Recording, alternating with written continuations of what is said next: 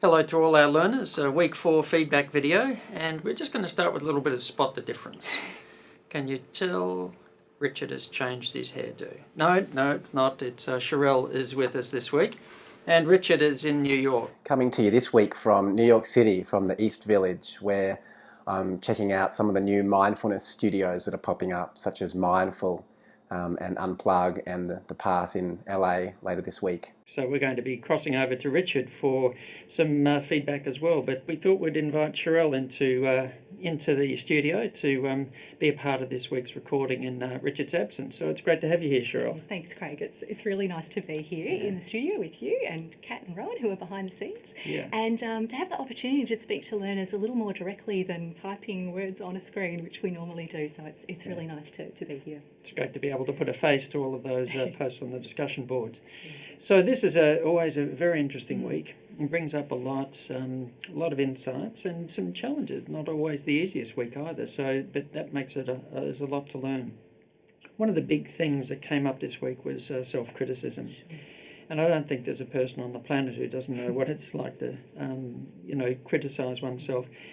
And when we become aware of it in a mindful way, I think the first thing is then we start criticising the criticism. It just adds another layer to the criticism. Layer. Yeah. That's right. So I think the first thing is just creating a kind of a gentle awareness of the self-criticism and not even criticising the fact that it's happening. That's a good start, because whatever we practice we'll get good at. If we criticise ourselves, we get better and better at it, and that doesn't really help that much. And I think we need to remember the negativity bias that did get mentioned in 4.6. There was that quote about our mind being Velcro for negative experiences and Teflon for positive ones. That really resonated with a lot of learners. And I think when we're thinking about a situation, it's very easy to fall into what were the challenging things about it and stick with that. And that can enhance the self-criticism, I think, further. Yes. Yeah, and we often, in replaying it, we sort of embellish it and make it a lot worse than it really was. Richard's also got some very useful reflections on self-criticism as well. Of course, self-criticism it serves a purpose, it has a role. Often we use it to motivate ourselves, to avoid making mistakes or at least not repeating them, even to protect relationships. Sometimes we think, oh, you idiot, why'd you say that to that person? I can't believe you did that. And so it comes from a good place, but it has a big cost, as a lot of our learners have been noticing. We waste a lot of time doing it, and it makes us feel bad, activates the fight and flight response in the body, releases adrenaline and cortisol, so it has very significant implications for our well-being. So I think another thing with self-criticism is to keep in mind that because we're very harsh on ourselves, sometimes it is helpful to get an opinion from somebody else. And we noticed the learners this week, there was a couple of really beautiful examples where people were really supportive and encouraging for each other, which happens right throughout the course. But just a couple of examples I really wanted to share with you. One learner was struggling to think of 3 things to appreciate about herself, and another simply replied, "Sounds like you're a deep thinker, are well-read and say nice, helpful things. That's 3 nice things about you from your posts, and I don't even know you." And I just thought that was really lovely. And so, of course, self-compassion is an alternative to that, particularly when things are difficult, when we're stressed or when we're suffering in some way, to practice, well, I guess to catch the habit of self-criticism, to let go of those critical thoughts, and then to practice self-compassion can be a very powerful thing to do, as a lot of our learners have noticed. This is a week that often pushes people's buttons, because the moment people start to practice self-compassion or learn about it, they start to realise how unself-compassionate they tend to be. But what we've been really impressed with is the perseverance of the learners over the last week, and how they've just very gently started to sort of move ahead with some of the exercises. Some of the Kristin Neff resources that we pointed people to were really popular. Kristin Neff is the person who's sort of started the field of research around self-compassion, and she has a lot of resources on her website if you haven't checked them out yet, including a self-compassion rating exercise.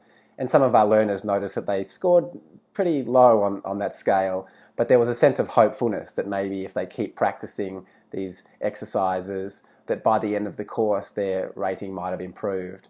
And that's, of course, just reality. Anything we practice, we get better at, and we're great at self-criticism, but if we start to practice things like self-compassion, we just hardwire that in, and it becomes more and more the way that we relate to ourselves, and therefore by extension the people around us. So keep going with those practices if you found them useful. Now, just looking on at some other things as well, there was some interesting reflections on facing discomfort without distracting ourselves. And sometimes people incorrectly think that mindfulness is about turning away from things we don't like or suppressing emotions that are uncomfortable and so on. And when we learn to be more mindful, we learn to feel it with awareness. Definitely. And especially if it's something that's quite troubling and persistent, to be able to sit with it, to be able to notice it, to be able to just allow it to flow in and flow through, and it can be surprising how much release there can be from that. But it's certainly not about turning away from or denying or pretending that uncomfortable emotions aren't there. Quite the opposite. And I think it's important to remember too, in our practice of mindfulness, people are thinking, I'm practicing mindfulness, so I should be good at this now. But our practice never goes in one straight line, and just there's always little steps forward and back, and particularly in a week like this where we're looking at a lot of emotional work, which can be quite challenging for learners. A few people said there's a few rocky patches this week, and reminding people it's often 2 steps forward, 1 step back, maybe 1 to the side and round in a circle, and then we keep making progress. I think one thing too that when on mindfulness, meditation, letting go, and many people interpret letting go as get rid of. Yeah. There's that uncomfortable emotion or feeling. I'm trying to let go, but it won't go, and it's actually. And it's real. It's there. Well, the emotion's there, but letting go means the ability to stand back without attachment to it, just allowing it to flow through, like a train of thought or train of emotion, that it comes and goes. But many people interpret, if I let go, then I'll get rid of it, and that can be a real battle and perpetuate the very things a person's trying to release from. Sure. Self-care has been an important topic this week as well. Yeah, definitely. And related to that, I think learning to say no was sort of coming up for a few learners that recognised they were really getting quite depleted, particularly some learners that are caring for other loved ones, elderly parents or children with significant needs.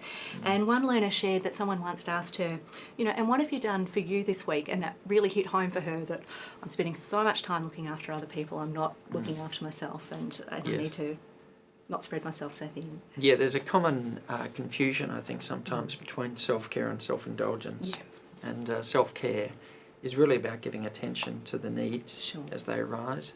And if we're going to care for others, we have to care for ourselves. Definitely. And but that's not self-indulgence. Yes. It reminds me too of the flight attendant that gets you to fit your own oxygen mask before helping other people. It's a good analogy to remember. That's right. The Serenity Prayer always gets acknowledged as, and it really is just a wonderful and simple statement of that ability to recognise between when we need to keep our peace about something or when we need to change it, the ability to accept it. It's always been a lovely statement there. Sure. And can I say something else about acceptance? Sometimes when something is really challenging to accept, the first step could simply be to say, this is really difficult to accept right now. I accept that this is difficult to accept. That can be a starting point. I think it can be hard for a really big challenge to just go, I can accept that. Sometimes we need a few stepping stones before we can reach that point. That's right. Again, it's acknowledging that it's difficult right now can be a really important first step. Yeah, just acknowledging that sort of discomfort with the situation and being able to be at peace with that. Yeah. Being at peace with something doesn't, again, mean getting rid of it. And acceptance doesn't mean not responding. Sure. It just means an ability to be open to the fact that at this moment, like every other moment, it will change, but at this moment, this is the situation and it needs a response perhaps. Mindfulness is all about the present moment. So. Yeah. Now, guilt has been, obviously, is very often the background of self-criticism and so on. And there are different kinds of guilt. A kind of guilt where we say or do something that we're not happy with and to feel some remorse about that can actually be useful, and it's actually a part of objective reflection and assessment.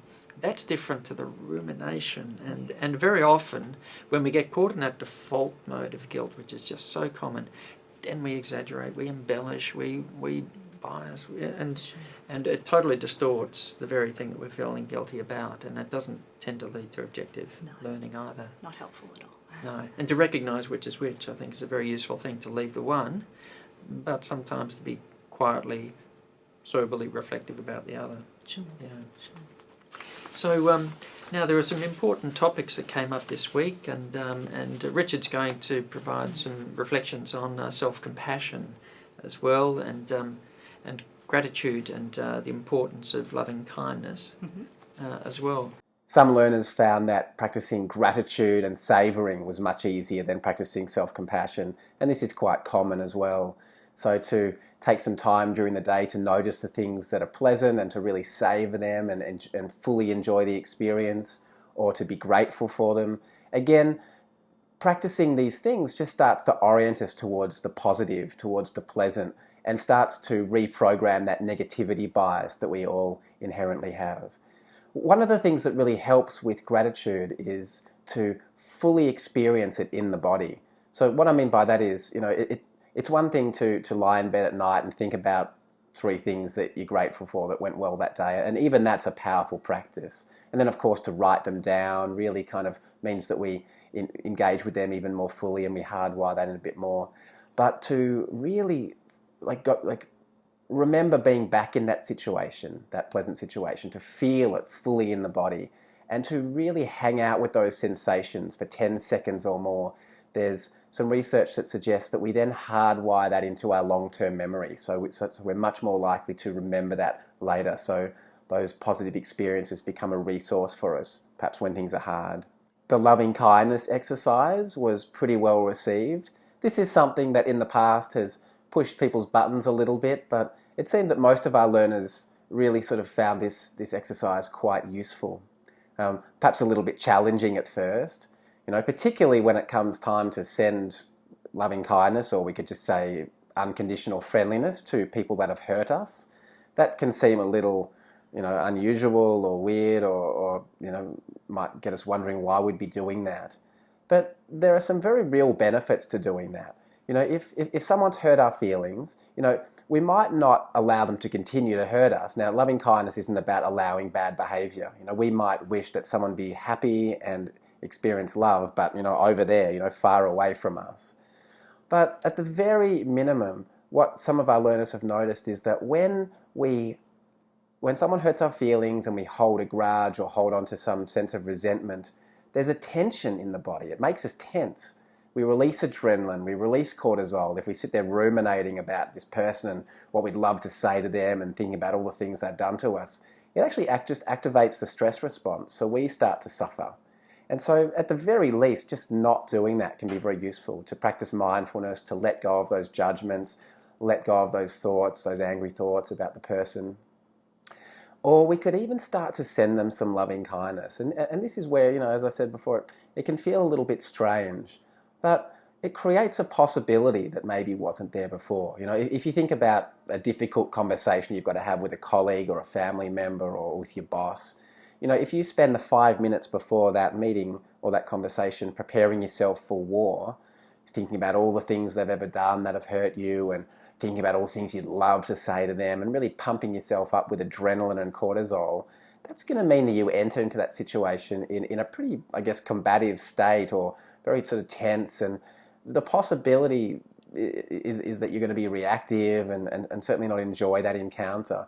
Whereas if you were to spend the 5 minutes beforehand, sending them kind wishes and perhaps recognizing that that the people in our lives who are difficult tend to be suffering, that they're caught up in default mode and their own patterns of reactivity.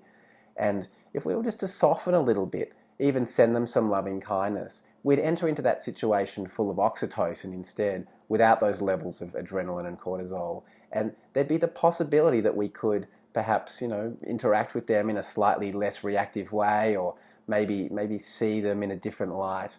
And so that can be a useful thing to practice. But of course, as with all the exercises in this course, if that doesn't sort of fit for you, it's totally fine to leave it and move on. But if it does in some way, perhaps keep practicing that and just find out what's possible. Now, savouring is something that's really come up quite a lot as well. Sure. Would you like to say something about savouring? I think, again, it's about taking that time just to pause and acknowledge what's happening here right now, and not rushing. When we're savouring, we're not just acknowledging and then moving on to the next thing. We're taking a little bit more time to really observe it. And I often say to some of my students at Monash, that first sip of coffee in the morning, if you can take a moment to just savour that one, even if you have to gulp the rest of it down and rush through the rest of your day, but just reminding yourself those simple moments where we can just pause, okay, reset, and then move on. Yes. I've done quite a lot of work with barristers and judges and so on. And just at the start of introducing mindfulness, just asking anybody here enjoy wine, and I've hardly ever met a barrister or a judge who doesn't enjoy wine. But when you actually reflect on the experience of wine tasting, using every sense to engage in the experience of savouring the wine, you know, we give that such fine attention. Of course, we, you know, might love wine, but we don't sort of think to savour other things in our life in the same kind of way. And so any moment can be savoured, and so many of the little pleasures in day-to-day life, just enjoying the time in the shower, just feeling the warm water, just enjoying that breeze, you know, get out of the car and walk to the office and to feel the breeze, just the sound, just the simple moments, and we so often miss them because the mind is already somewhere else. Sure, and I think hugs actually can join in with that topic of savouring, that, you know, when we have a hug and it's meaningful and it lasts a little bit longer than just a quick squeeze, we can really start to release oxytocin. We have some research about that. And there was a bit of discussion about hugs and oxytocin. I guess there was quite a lot of discussion. Quite a lot came up. So I feel we did clarify that a little in the course, but I just wanted to confirm that the research in this area really does focus on mostly married couples, certainly couples that are all cohabiting and partners in healthy relationships. There was one particularly interesting study that found more frequent partner hugs was associated with increased oxytocin and reduced blood pressure, particularly in the females, and that was suggesting this could have really good implications for cardiac health. Yeah, that's a real relaxation response. But of course, and at no point did we say that we should hug people inappropriately or not have appropriate boundaries and so on. That was perhaps an assumption that some took up. But that sense of being able to be close with the people we feel happy to be close with, because if we're in a situation and not happy with the boundaries and so on, that produces a stress response, and you just know it and you feel it. So we're talking about here that thing, you know, situations where people feel happy and feel connected to the person, the ability to just share that closeness. I think it's important. In some ways we're losing a lot of that in modern life with the rush. With the rushing. And I think too, just to add that particularly for learners that might be signal and saying I don't have that person for close contact, there's so many other ways we can be fostering that relaxation response and having those positive chemicals as well. I'm not saying that everyone has to be hugging on a daily basis or anything like that, but if the opportunity is there, it can be nice to savour a hug. Yes. Now, perfectionism. There are a lot of people who didn't get perfectionism right this week, and we would like to get you to get it right, 100% on your perfectionist. No, but isn't that a part of... it comes up so often, Craig. So much a part of... and I think there's interesting, there are probably different kinds of perfectionism. There's the one that's associated with a fixed idea of how I've got to be, how a situation's got to be, and it's not like that, and it's stress and criticism and all of the rest. And there's a strong attachment to some idea about how it's got to be, and that's a kind of very stressful and debilitating sort of perfectionism. I think there's another kind of, there's a very ancient prayer in the Indian tradition, the perfect prayer, and it goes, this is perfect, that is perfect, perfect comes from perfect, take perfect from perfect, the remainder is perfect, peace, peace, peace. And this ability to look at things, and in its own way everything is as it is. There's a kind of, you know, life goes on, but to actually just be accepting and just see the simplicity in that, and but that's not necessarily always easy. But I think that's a different kind of perfectionism where you just see perhaps the beauty in things that we often miss. Sure. And I think that's a really challenging thing. Somebody like a Viktor Frankl, for example, in terrible circumstances, but could still see the beauty, even in terrible situations. But there may be different kinds of perfectionism. Sure. And perfectionism can even pervade to our mindfulness practice. And I had one learner ask, I thought, a really good question during the week, is mindfulness addictive? And if so, is that a good thing? And I have to say, I haven't seen any research evidence showing a lot of people get addicted to mindfulness, although there's certainly numerous studies that show mindfulness can be useful in treating addiction to, you know, drugs and alcohol, even internet use is coming through in the research now.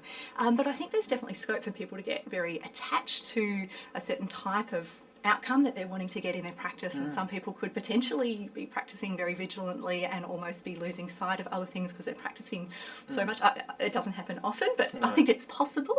To get obsessive about it and to yeah. not get on with the rest of your life. Or And about getting that That we can attached be to the mindful. outcome, that, you know, if I practice mindfulness, I'll be able to handle every situation, and taking a little bit out of context from acknowledging what things are right now. But there is a cumulative effect that happens, though, as we practice, and studies on the brain show that. You know, if you look at a person's brain or immunity and so on, a few weeks into the practice, there are changes.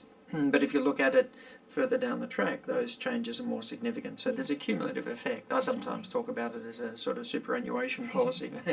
you sort of, you know, you don't sort of notice a lot of changes always initially, but if you keep going, it sort of accumulates week by week and then and over the years. So it's something that we hope learners will see as a long-term part of life. Definitely. Again, the reminder, this is a 6-week introductory course. We're not going to be masters of mindfulness at the end of week 6. And just a very brief note, questions about tender befriend. Some good questions. A landmark article sort of coined that term in 2000 by Taylor, and since that time, I just checked on PubMed again this morning, 18 new studies since that.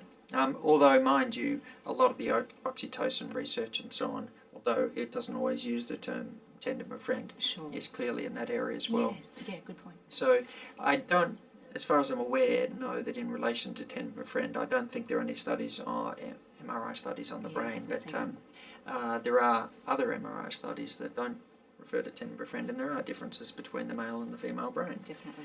And you know, it's so men and women have all of the same things, but just the mix and the proportions are different, perhaps. And something else I also wanted to acknowledge before we wrap up today is just about the study groups. So because we've moved the suggested due date for the summaries to Sundays now instead of Thursdays, it does make it a little bit difficult for us to acknowledge what you said in our Friday weekly feedback video, but we're really enjoying seeing the summaries that are coming in, and the range of suggestions and things that are coming through from the different groups have been really great. So keep up the great work, guys, in the study groups. Yes, for those who've wanted to engage Of with it, course. it seems to have added another dimension Sure. to engaging with the course.